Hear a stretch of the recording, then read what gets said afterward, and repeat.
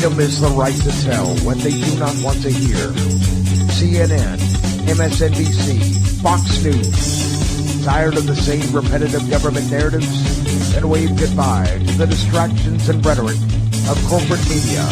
For this is Anti-Media Radio. But I want to get the language right. The government is in trouble. You're all a bunch of slaves! Bunch of slaves! What we need in the United States is not violence and lawlessness, but is love and wisdom and compassion toward one another. What's your definition of media? And now, here's your host, S.M. Gibson.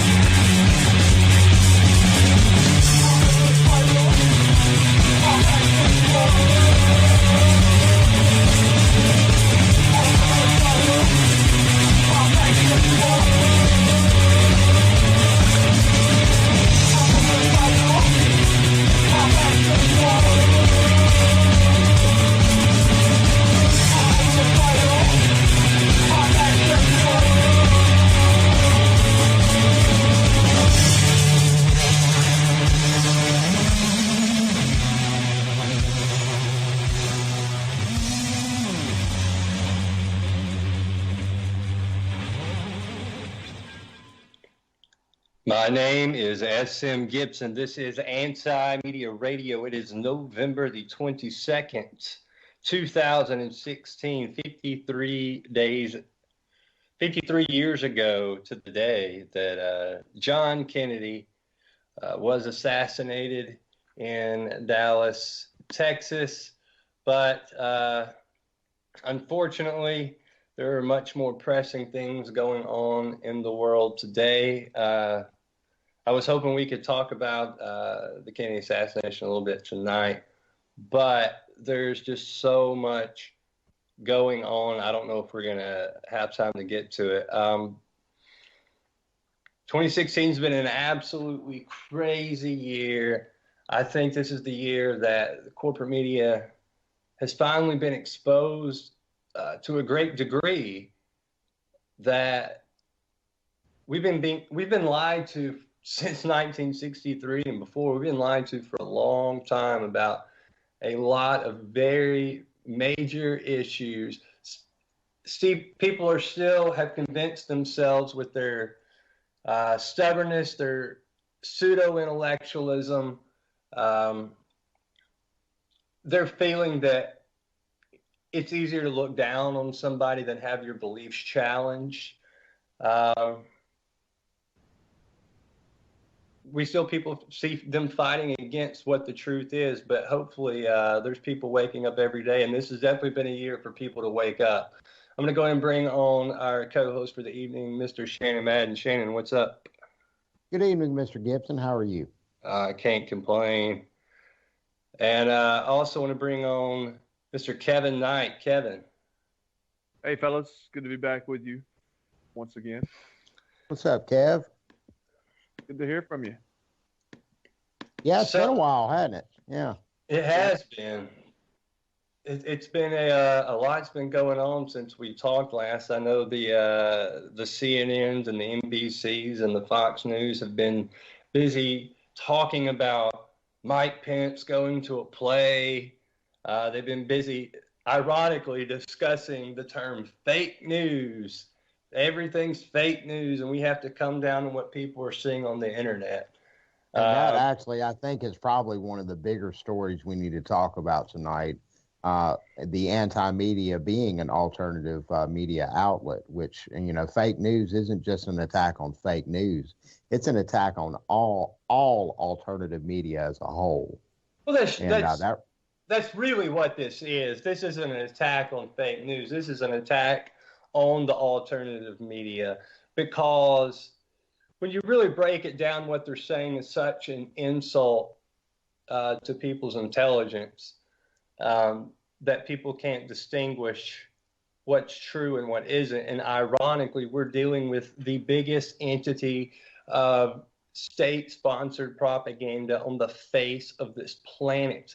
And we're not talking about, oh, well, they're in collusion. They are. We saw it in WikiLeaks.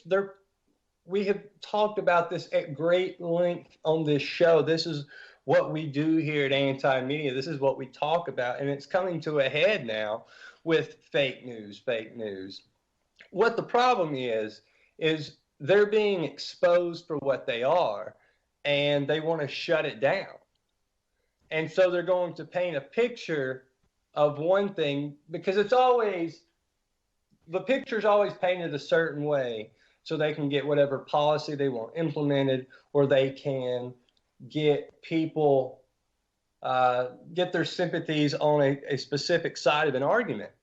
But what the base of this is to suppress the truth, unquestionably, because what they're truly proposing is anti-First Amendment from top to bottom.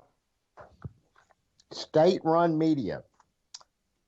There will be no, and that basically it's going to be any media that the state approves, that the state endorses, whatever the statement that's being made.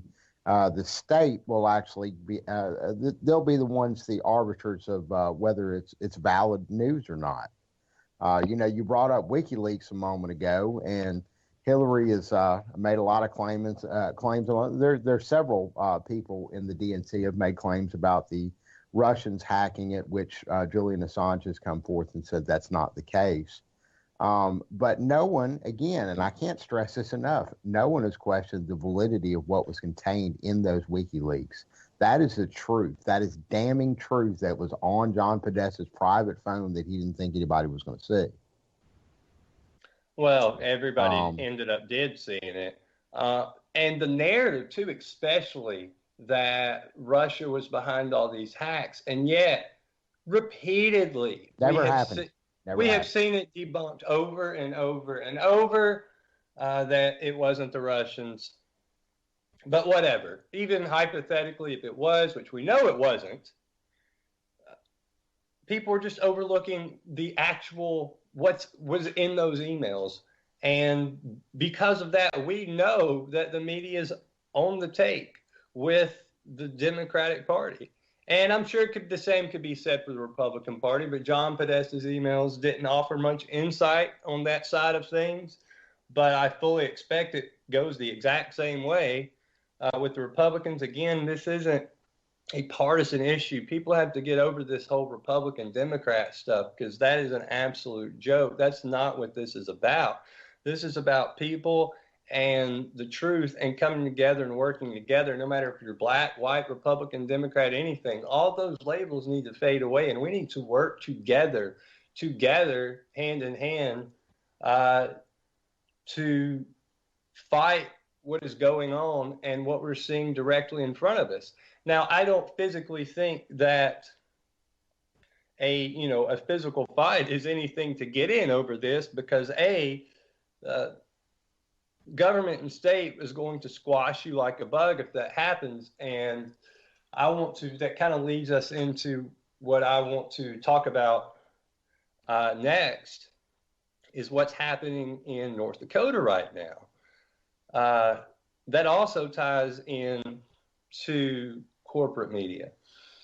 They're all about talking about Mike Pence going to Hamilton or Donald Trump sending out a tweet, but they're not talking about over 300 Americans being injured by police officers, protesters injured, 300 people. And one girl by the name of Sophia Wolanski may have to have her arm amputated because of a concussion grenade that exploded right in her direct vicinity. I don't know if you've seen the pictures yet going around social media, but it is nasty looking. You can see the injury down to the bone. She was unarmed. Gross. It's bad, gross. Yeah. And we're not seeing that on CNN. I wonder why. But at the same time, whenever there's people protesting Trump or something they can use for division, they're on top of that. But they're not going to cover the Dakota Access protest because they know it would garner the sympathy of the public. They certainly can't have anything like that. So they just ignore it, no matter how nasty it gets. And then you have the police department issuing a statement with, they were Originally, they were saying, well, they're spraying people with hoses. Of course, the police department denied it, and yet there's video after video after video after video showing what actually happened and how violent the police got with protesters. But you don't hear it in the media, and it's absolutely disgusting. And I think it's a shame that these people call themselves journalists when they're really nothing other than a PR firm. Yep, state-sponsored, state-run. I mean, there's, of course, there's a lot of people that can argue, well, it's not like the media is an actual branch or arm of the government. No, but at the same time, we don't live in a republic or a democracy any longer. We live in an oligarchy. And how many, I think it's like 6 corporations own just about every single TV channel known to man on broadcast television and cable right now. And a lot of them are chiefly, it even goes beyond a step beyond that, the FCC, which ultimately controls a lot of what is decided what goes on your airwaves. This was something that the right raised early on in the Obama administration, was the chief diversity officer, Mark Lloyd, who was quoted as saying that Hugo Chavez's revolution could not take place if the government had not, in fact, controlled the media, the radio, and the print. And that was, it's been several years ago. So, the government is a tool. So it doesn't matter if it's the right or the left. The government is a tool which is ultimately often seized by whatever political party is going to be enacted or going to be having power at that point. Donald Trump is in office right now. Don't think for a second that power will not be wielded to control the media and the narrative, whatever it is, like Shannon, like you said, the state, whatever the state message is going to be. So I think we're going to see a lot more than that. And it goes beyond just what corporations want to say through their means, but it goes beyond what the government will allow to be said and what the government's own narrative is going to be pushed. And I think we're seeing a lot of that actually filter down now. And I want you both to remember that I'm saying this now. For whatever the media says about Donald Trump for the next 4 years, forever how much they attack him, this, that, and the other, the media and the powers that be are so thankful that Donald Trump is president. He's the greatest gift they could ever have. And the reason being, he is a walking distraction. Because while we have what happened on Sunday night at Standing Rock, silence, and yet we're going to sit here and talk for 3 days about a tweet that Trump made. And he's, prone to making and saying stupid stuff and sending out stuff that is inflammatory. So we're going to, for the next 4 years, be talking about some guy's Twitter account, while the government does whatever it wants in the background. And it's up to us, social media, not just any alternative site, but it's up to everybody to report what's going on. I think you're seeing that with, live streaming and people's Twitter accounts. This is the job of everybody to report what you see, not just a specific entity. But before we get too far away, I want to quickly go over the story we've got on the front page of the antimedia.org right now. The headline is Media Silence After Dakota Access Pipeline Police Literally Blew Woman's Arm Up with a Grenade. An unprecedented militarized crackdown took place on Sunday night at the construction site of the Dakota Access Pipeline located just outside Standing Rock Sioux Reservation, North Dakota. The important part here is approximately 300 injuries were identified, triaged, assessed, and treated by physicians, nurses, paramedics, and healers working in collaboration with the local emergency response. These 300 injuries were the direct result of excessive force by police over the course of 10 hours. At least 26 seriously injured had to be evacuated by ambulance to 3 area hospitals. Many of the injured suffered from hypothermia after law enforcement doused protesters with water cannons despite the sub-freezing temperatures. And again, that's what I was talking about earlier. There were fires that had been set, and law enforcement said that they were using the water cannons to put out the fire. But again, the video tells a completely different story. It shows it being directed right at people and attacking them with it. But also, we can't forget Miss Sophia Wolanski. They actually transported her to a Minnesota hospital, and we're going to try to keep up with her injuries, and hopefully she won't have to lose her arm. I haven't heard any updates with that yet, but we are looking into it. Hopefully, that won't happen. An unarmed protester. But it goes on to say, in light of this overwhelmingly violent crackdown by U.S. law enforcement, one would expect the media to be up in arms with their coverage of Standing Rock. Chemical weapons / tear gas, grenades, assault weapons, and street tanks are being deployed against peaceful Americans, but the media's coverage is apathetic. And that's when it's being reported. The New York Times wrote something up about it, and the headline was 16 arrested at North Dakota pipeline protest. That was the headline the New York Times ran about what happened Sunday night. That's 60. it. That's 16. 16. Is that why? I saw the Intermedia is running a story now about a large group of veterans that are headed up to the pipeline now to protest and try to form some line of defense against what's going on now. Good story. I didn't get to catch all of it, but hopefully we see that continuing on. It's that kind of stuff that is bringing people out. Interestingly enough, that's what brought a lot of the people out at Ferguson. It brought, what started out as an independent grievance among people locally turned into something much bigger when it turned out that the police were, acting heavy-handed against protesters that, for whatever reason, whatever side you come down on, you've got to agree that people have the right to peaceably protest.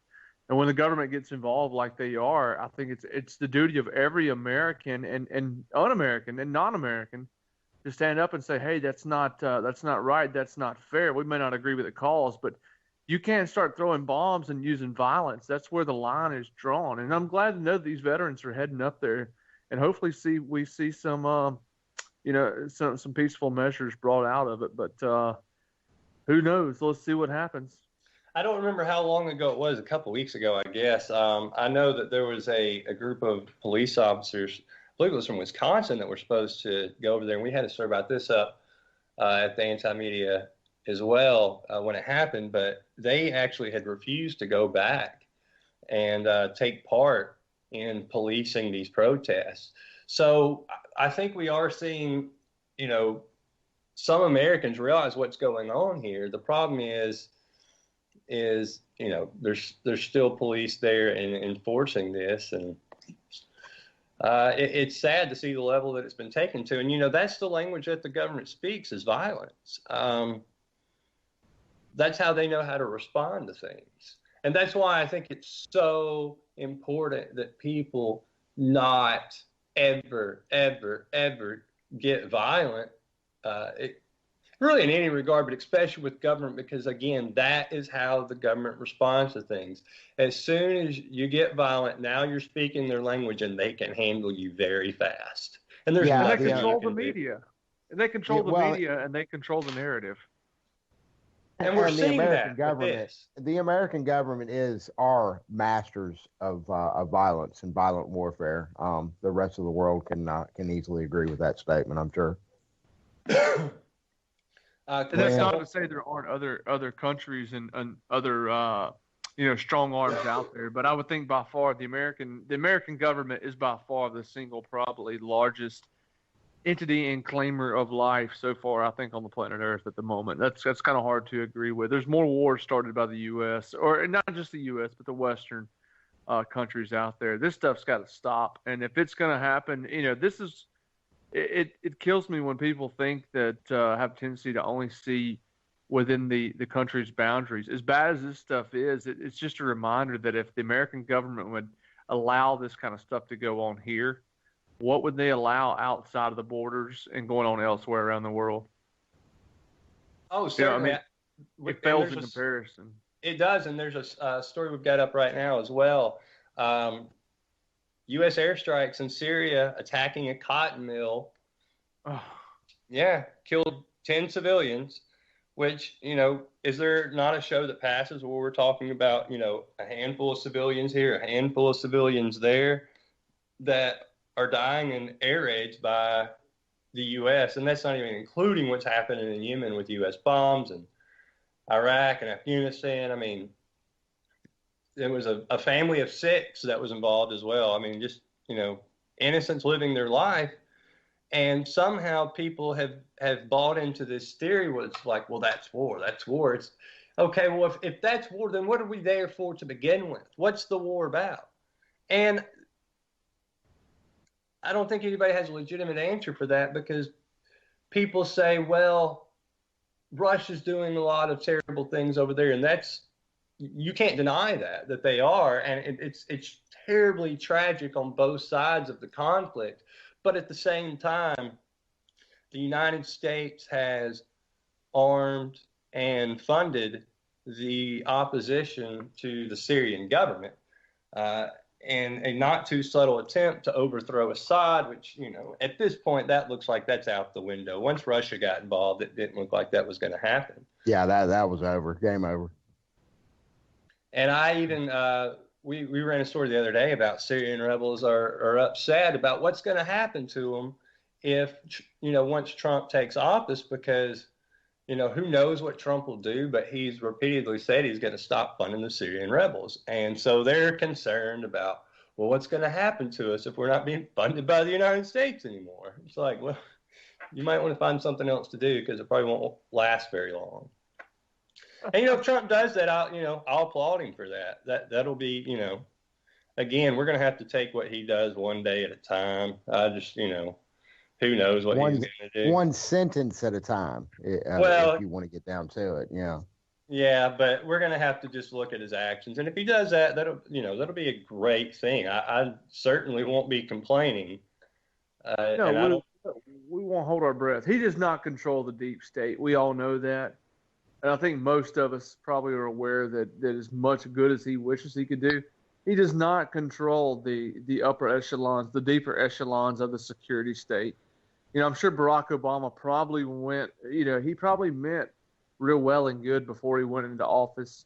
I think most of us probably disagree with a lot of the policies he enacted, but he probably meant well when he went into office. He was pretty anti-war, but we see how that turned out. So, yeah, keep holding your breath, America. I don't think you're going to see Donald Trump as anti-war as we want to believe. No, I don't think it'll happen. And there's actually a story that, let's see. My biggest worry about Trump, actually a story that I had written for the anti-media. My biggest worry about Trump is he's going to end up being just like Obama. And basically, I just go through and list all the stuff that Obama acted like he would never have done in a million years. And it was a million times worse than Bush had done, even though he ran completely against Bush. It talks about Barack Obama bombing the 8 countries. And I know it's 7 is the number that's reported, but in 2009, it was a United States drone strike in the Philippines. Whoops. Yeah, that's called, if there was a drone strike here in the United States, that would be called bombing the United States, even if you didn't do it every day for 8 years consistently. You still did it. Do you realize that there are 34,000 people a day that are forcibly displaced from their homes around the world, and in large part due to U.S. foreign policy right now, because of what we went in and did in Libya, Syria, Iraq, Afghanistan? Again, you can go down the list. This is what we're spying on everybody. We've approved arms sales over $200 billion since 2009. Again, Nobel Peace Prize winner is the greatest arms dealer on the face of the earth since World War II. And he's got a Nobel Peace Prize. We've got Chelsea Manning sitting in prison for 35 years, Nobel Peace Prize nominee, for exposing crimes committed during the Iraq War, but because of the way it happened, imprisoned. And wasn't Barack Obama, wasn't he supposed to protect whistleblowers? Wasn't that supposed to happen? And yet, don't think for a minute, doesn't he want to? I mean, but don't you think that ideally, if Barack Obama, the citizen, probably wants to do that? I don't know. I don't know. I don't know who. I'm not going to sit here and tell you his rhetoric. We can't judge. Right, we can't judge his heart. I agree. Right, and he has prosecuted more whistleblowers than all U.S. presidents combined. He has prosecuted more whistleblowers than all U.S. presidents combined. And his number would go up one more if they had their way about Edward Snowden. Kevin, you made a really good point there. And I don't know. I mean, what's worse, just being a complete and total asshole, or actually feigning sympathy and feigning empathy? Which one's worse? I think pretending to either be, way, it's. I think pretending to be somebody's friend when you're stabbing them in the back is worse than just somebody that's like, yeah, this is what we're doing, deal with it. Honestly, I mean, neither are good. It's not like either one are defendable, but I'd at least rather have somebody telling me in my face, this is what's about to happen. And at least you can say that with somebody like John McCain or even Dick Cheney at this point. He's like, yeah, this is what we're doing, deal with it. Yeah, well, I mean, you raise a really good point there. Dick Cheney he's always been an asshole. Whenever he's been called out on anything, he doubles down every single time. He does that. He's at least been that kind of consistent. So, but he is an asshole. Let's get that straight right now. All these guys are power-hungry sociopaths. So, whatever decision they make is probably not going to be in the best interest of anybody else but themselves, or driven by their own personal greed and interest. I think that's probably a given. So, I don't think it really matters to me if they're one bit or humanity, if what is probably behind their reasoning for doing so. But I think it's more a testament that these guys are operating. They're sitting at the head of essentially a machine. When you think about all these cartoons or these movies, that we've seen growing up or throughout the years of the giant robot that's ultimately being controlled by a little man who's sitting at the nucleus at the heart of it, pulling the joysticks. It really is almost like that, in my opinion, that, whatever the person at the helm, they're completely surrounded by the machinery that composes the machine. So whatever good heart that these people probably have, whatever ideology, if you'd ask the right, coming into office, Barack Obama was prepared to take over the country and employ or put together some socialist utopia.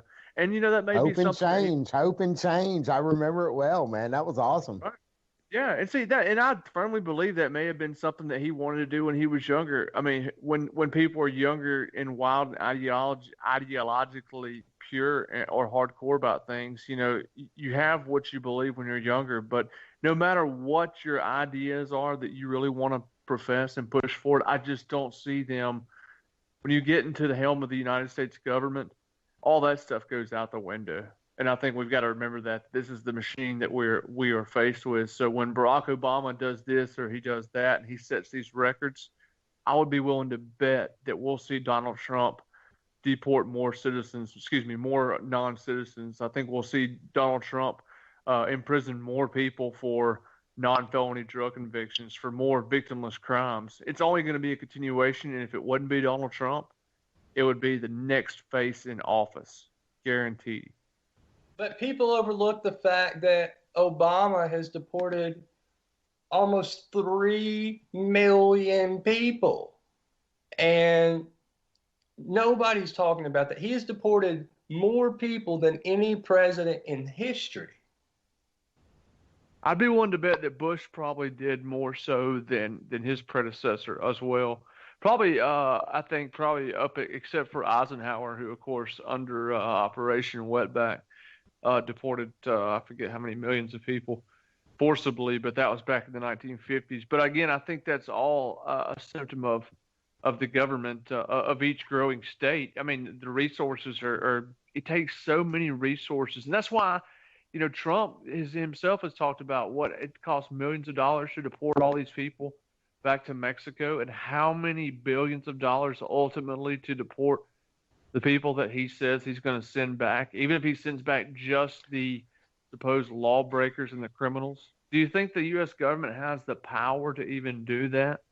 What does that Kevin, look like? I really don't think that they do unless they actually involve the local law enforcement, local and county and state law enforcement. Do you know what that looks like? Yeah, I know exactly what that looks like, and there's several police municipalities. We live in a city. Mr. Gibson and myself do that pretty much is on record for saying that is not our problem. We're not in the business of doing the federal government's business, and we're going to leave the issue to immigration to them. We are an open and accepting city, and we leave it at that. And again, there's so many things that we can do on a an individual level, but again, getting your state and local governments involved with pulling away from federal government funding and things like that, and being truly self-sustaining. You have communities like that dot, around America. A lot of those are in red states. Be that as it may, it's still very, very important that we try to do whatever we can to pull ourselves away from the federal government as far as any kind of. I mean, why do we need this? Why did we need to bomb 8 countries? I think Mr. Gibson asked the correct question there. And that's a question that nobody thinks to ask. They just, that's just war. Well, why are we at war? Why are we bombing these people? And when we say the word bomb, I think it really, I think it undersells the fact that it's truly murder at the end of the day. When you bomb somebody, you kill them. And in some cases, in a lot of cases, like with what Mr. Gibson said about Syria a moment ago, I mean, 10 people died. And we say that kind of so casually. 10 people died today, or 10 people were killed in an airstrike, or this, that, and the other. 10 individual people. Imagine 10 people in your life suddenly gone from a bomb from a foreign nation who your nation is not attacked. I mean, this is what breeds terrorism. Every day. I mean, wouldn't you want to be? Man. I mean, wouldn't you wish death upon the people that murdered your family? Absolutely. What about your own government that, excuse me, that knowingly allowed and colluded with the foreign government? Wouldn't you be as equally as upset and enraged at that group? But that's the thing here is it's just the cycle continues and we never get anywhere and nothing ever changes is because it's this cycle of violence. It's a cycle of division. We see it on the streets of America every single day. Look, we have seen 1,000 people in 2014, 15, and 16 killed by police officers in the streets. Does that mean that all 1,000 of those people were innocent victims? No, it does not. But does that mean that all 1,000 people should have been put to death right then and there, no charge, no trial? Yeah, that's not good. That's not a free country. There are circumstances, and people say, well, that's just part of doing the job. But when you see so many situations that we have seen in this country, and you don't get the justice when some of these killings take place, that's a huge, huge, huge, huge problem. And does it go back to race? In some cases, it absolutely does. But again, I think if you focus on the actual, skin color of somebody, you're still just spinning in circles. This has to stop. It doesn't matter what color the skin was of the person that shot. It doesn't matter the skin color the person that was shot. If a human being was shot, we need to find out why. And if they didn't do anything, the person that did it needs to be tried for killing somebody, no matter what their job was. We have to realize that we're all people. Okay, I'm going to go ahead and hit another story real quick. I knew I wanted to talk about this, so we're going to talk about it. I'll start off. We've got a story up right now on the antimedia.org. It's about a story in Norway. It's pedophile ring involving politicians. There was actually 51 people that were arrested. It was called Operation Dark Room. We have definitely seen in recent years cases of pedophilia, child trafficking going on around the world. We've seen it, cases of the Catholic Church. We've seen it in the UK. We've seen it with BBC, Jimmy Savile. I don't know how familiar people are with this whole Pizzagate thing. The night. The Pizzagate. Okay, Kevin, I'm going to bring you in on this because what was it like the day that it dropped? Like this information started coming out like at all, or the day after? We followed it. I remember you telling me about it. I couldn't believe it. And we had a whole show where we discussed this. How long ago was that? 3, 4? Was that? Oh, no, it's been a few weeks. Before the election. Yeah. It was before the election. It was 4 days before the election because we were wondering if it was going to be enough time, and if in fact it was what Julian Assange kept alluding to, and he kept saying this would be the one that brought Hillary Clinton to prison. It was about that. It was during that same email bomb drop that this also came out. So yeah, it was Spirit Dinner. Spirit Book came out right before, like a day before. But yeah, there ended up being odd pictures and bizarre language that the pizza map. Yeah. Yeah, that could be. Oh, by the way, did you happen to see that the logos? Yes. Supposedly the logo was changed right shortly thereafter, like here in the last 2 or 3 weeks after this stuff dropped. Yeah, Very quiet. It wasn't at the main pizza place they're discussing. It was actually at another pizza place on the same street called Besta Pizza. But the New York Times ran a story about this just yesterday, I believe, surprisingly. But, of course, it was in the context of this is literally the most insane story of all time. This is how crazy fake news. The term fake news was used throughout the article, and that was pretty much the premise of the story, was pushing the whole fake news narrative that they're harming, that news that's harming innocent people's lives, and that, of course, can happen.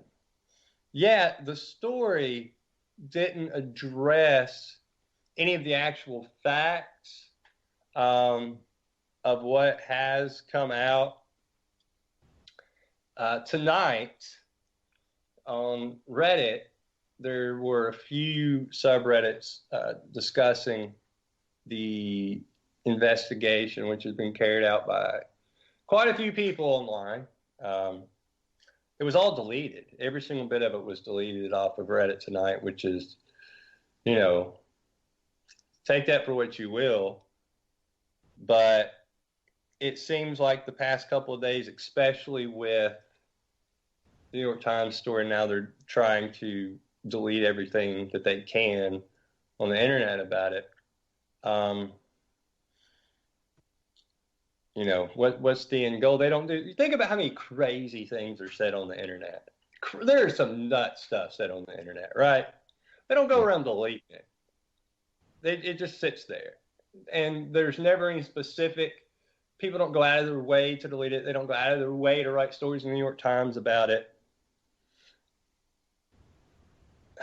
We talked about it that night that it first broke, Kevin, and the more has gone on with this, there's something more to it than we're being told. I'll say that. I can't tell you entirely, but I do believe there's enough evidence that it should be investigated, unquestionably. Well, I mean, even if it isn't pedophilia, what else could it be? Yeah, I don't know. It's a good question. I do think some of there's an underground international gambling ring, obviously. Right. Oh, come on, man. as you know, as many legal places as there are to gamble, legitimate places in the United States. You don't have to travel far from Washington. Don't blow the head to Atlantic City and get your game on. And here's the thing.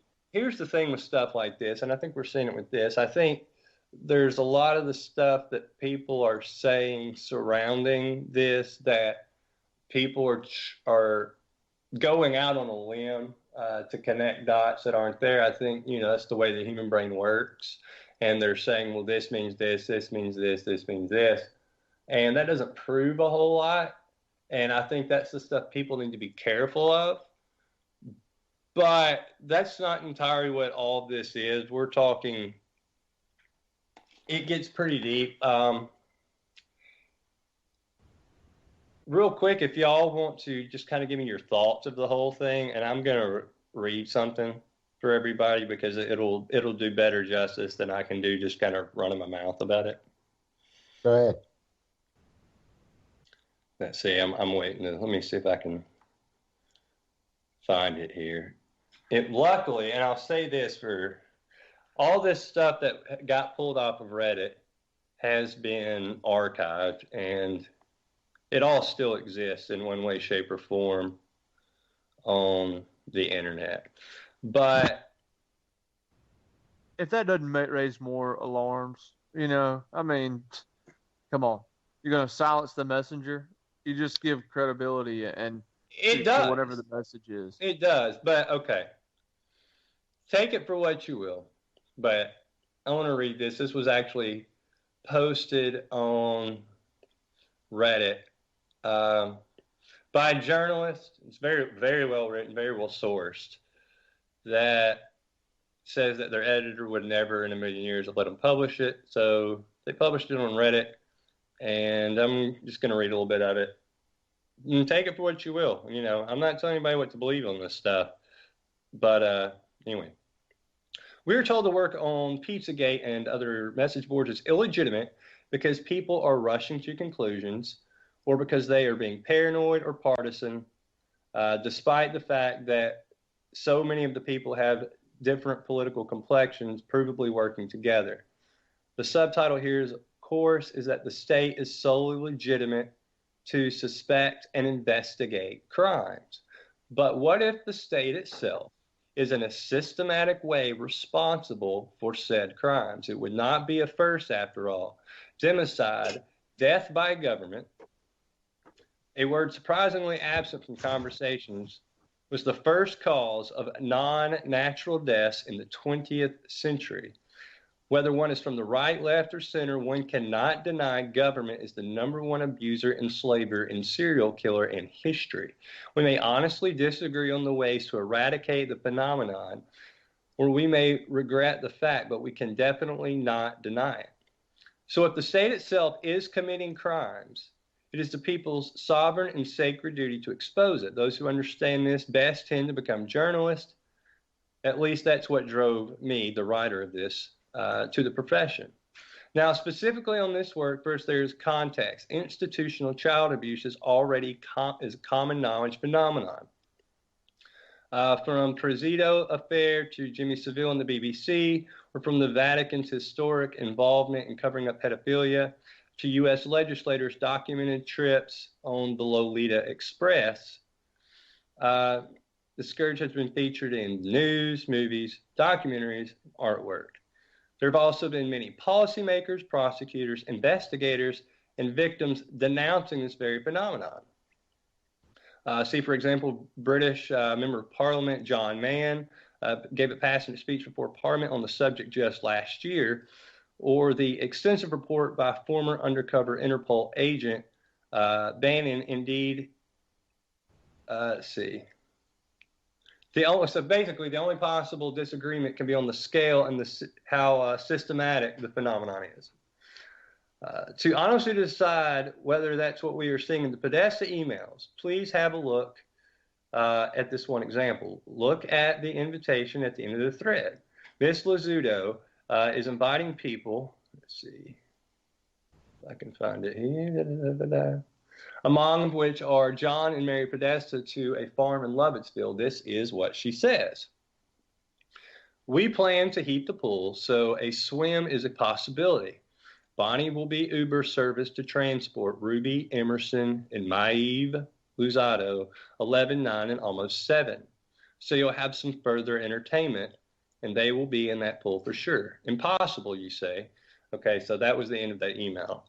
Impossible, you say. They couldn't possibly be speaking about abusing of children. After all, what step-grandmother, and I agree with this, who would do this? After all, what stepmother would offer 3 innocent children up for group abuse? I mean, that sounds deranged. And that's, where you get into the whole, this is crazy. There's no way this is true. This is how invitee Drew Littman answers the invitation. I've never had an affair, so I passed the Walter Jones test. If you're not aware, Walter Jones has for 20 years been the U.S. representative for North Carolina's 3rd Congressional District. In D.C., he's regarded as the absolute caricature of a do-gooder, i.e., he's a noble man indeed. Agreed, if that example was the only one could dismiss it as a misrepresentation and a misinterpretation. But there's much, much, much more. You get into the whole code words, handkerchiefs, blah, blah, blah, blah. I'm going to go down a little bit from this because I think, you get into the whole, I think the whole emails and the code words, I don't know what I feel about that, but this is where it gets a little iffy here. The James Alphantis, I know I'm probably butchering the pronunciation of his last name, but he was listed as the 49th most influential person in D.C. by GQ magazine. He is a chef and a White House regular, and he is the boyfriend of David Brock, owner of Comet Ping Pong Pizza, which is the pizza place everybody's talking about with this thing. He had an Instagram account filled with references to and depiction of child abuse and torture. It's all been set to private now, but again, people on the internet, they archive everything. It is also not just the frescoes in his restaurant or even the artists he hosts there. It's not even the fact his menu and the logos of 3 other iconic businesses next door feature FBI-recognized pedophilia symbols. This is about his own posts, pictures, comments, and friends on social media. Again, you'll have to look it up for yourself, but it is hardly ambiguous. I haven't gone too deep into the pictures because I don't think I can do it. But I've seen a few, and no sane human being is doing this. I'll say that, or posting pictures of some of the stuff, especially if you're talking about your place of business, and especially a family pizza place. It is definitely not family oriented, these pictures. If that surprises you, did you know that Aaron Rayo was caught liking several of the creepiest toddler Instagram posts? Again, that could be dismissed. Only there's all this in context and the fact that Mr. Rayo is an assistant U.S. attorney and charged with prosecuting child pornography and abuse. Also, did you know that Laura Silsby, which we talked about that night, Kevin, Laura Silsby, the woman caught trying to smuggle 33 children out of Haiti, which Haiti and the Clintons, we all know about that, whose release from jail became a personal matter for Mrs. Clinton, thereafter became an associate of My State USA, which changed its name to AlertSense, and which is the one providing the technology to issue Amber Alerts.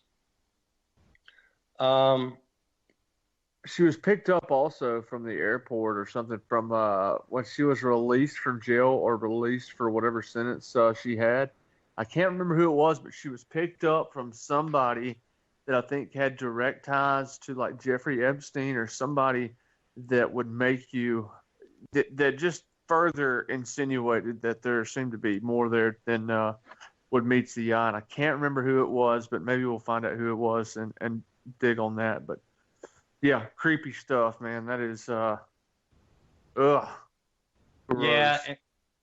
Let's see. And there was one other point that I wanted to make here, and I can't even find it. I'm not going to read this entire thing, but it's just mind blowing. And what's really scary is the fact that we have such distrust in the people that are supposedly representing us, that this even at some point becomes something this insane is even a possibility.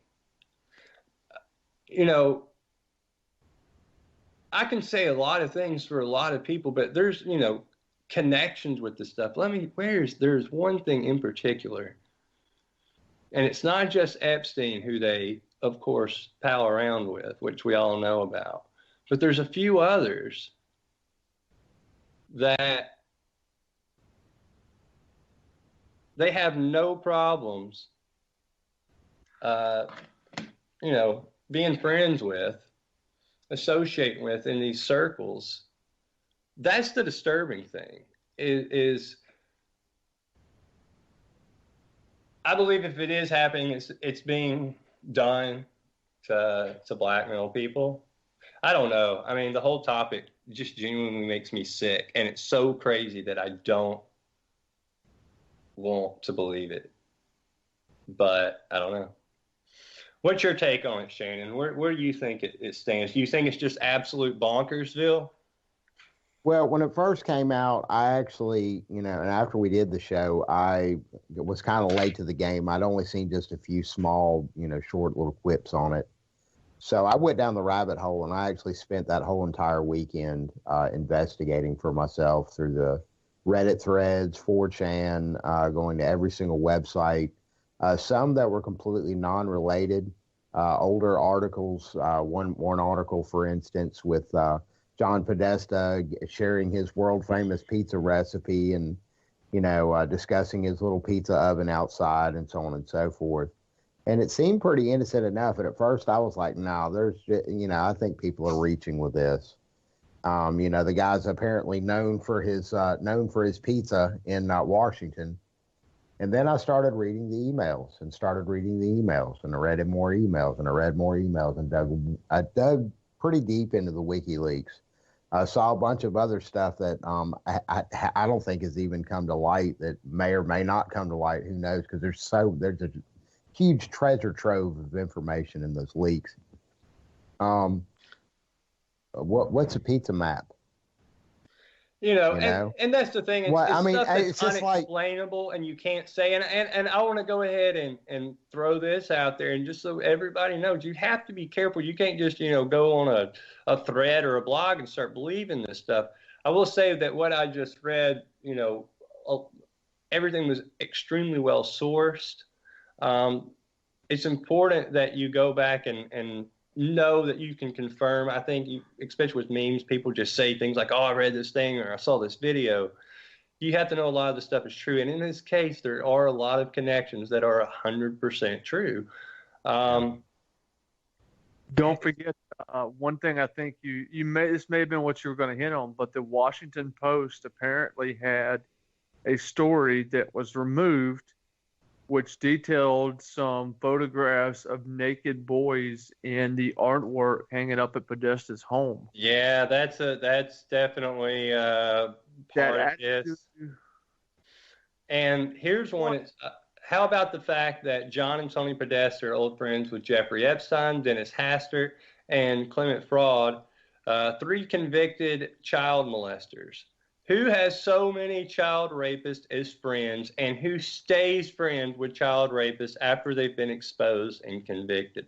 I think that's one thing that to me is where it starts kind of crossing into maybe there's something to this, because why are you still hanging out with these people? Well, there is that. Yeah, you are the company you keep, I guess you could say. But I mean, again, it's not everything we've talked about, though, still seems like, to the uninitiated, just a stream of random occurrences that unfortunately for some reason or another, some nefarious person has, started something on the internet, and the internet has taken hold of it. And you really need to go and do the investigation for yourself and read for yourself, because it just gets, the more you read it, it gets weirder and weirder and harder to explain, at least in a rational, oh, okay, well, it could be this, or, oh, well, rationally it could be this. And then it gets off into an avenue. It's like, wait a minute, what was that? What did I just read? And, whether it's, again, whether it's something other than pedophilia, whether it be, I don't know, dealing in illegal arms or something like that, I have no idea. But given my own evidence of what I've seen and the, I guess, catching up I've had to do with all these logos and slang and terms and symbols, which is pretty weird in and of itself. Right. I mean, is it all just one huge coincidence? I don't know. I mean, it's one hell of a coincidence the more and more you look into it. And it would be completely irresponsible of me to sit here and tell people, well, this is all 100% true. You better believe this is happening. But at the same time, I think it's irresponsible to just completely dismiss the fact there's a lot of coincidences here. And I think people should look into this and, for themselves and make up their own minds, if you're so willing, because, this. Well, as much as people scream about saving children, if there is absolutely nothing to this, then so be it. But it at least needs to be given a very thorough examination, and for no other reason other than it may possibly save one child. Okay, sure. Let's throw it off like that. We're going to get on everybody's field so everybody can get excited about it, and it can be on Oprah just like everything else that matters, quote unquote. And that's the truth, because if there's a 5% chance this is real, think about what's going on, and the people that have been affected by this. I don't know. It's definitely a wild accusation. I'll say that. It just doesn't make sense that they would start taking it off of websites if it was not true, or there would just be a bunch of disclaimers. No, so and so came out and they completely debunked it, and story's over, show's over, folks. Nothing to see here. Move along. That's what I think. I think if I'll say this, if it was me and I owned this pizza place, I would be standing on the roof of that pizza place, being like, no, none of this is true. Everybody can come on and walk on through and do whatever they need to do, because I want to tell you that this is not true. And I wouldn't be, my first thought wouldn't be, delete it so nobody sees it. My first thought would be to go ahead and let everybody know the truth, and have it very well documented of what that would be, and that would be that there would be nothing nefarious going on. But in the story you referenced earlier, I'm not the 49th most powerful, influential person in Washington D.C. ever, so yeah. Either, so. Well, the guy that owns the pizza place, I mean, to go ahead and make this fair and balanced, has come out and come on record and said nothing like that's going on here, nothing to see here. They did the little fake news piece and included a quick little interview with him, and dismissive wave of the hand, and that may very well be the case. There's probably some things in these leaks that may appear to be connected that have absolutely nothing to do with anything. Oh, 100% believe that. And this guy may have accidentally got swept up in it, but there's still a story there, and I think it needs to be investigated. I agree. I 100% believe that. I don't think everything that's the connection is a connection like they think. I think it's people just, their minds are going, far off somewhere. But that's it for us tonight. Anti-Media Radio, for Kevin, for Shannon. I am SM Gibson Radio. Nick will be here tomorrow night on Thursday, same Anti-Media Radio time. Out.